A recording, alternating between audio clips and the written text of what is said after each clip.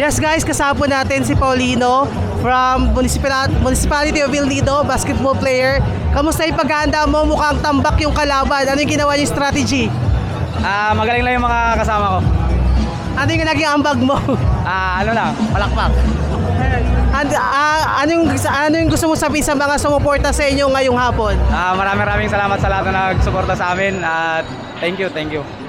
Rate 1 to 10, gaano kagandang lalaki? 10 syempre. And kailan ka huling kinilig? Kahapon. Okay, thank you, guys. Yes guys, kasama po natin si Paulino from Municipality of El Nido, basketball player. Kamusta yung paghahanda mo? Mukhang tambak yung kalaban. Ano yung ginawa niyo strategy?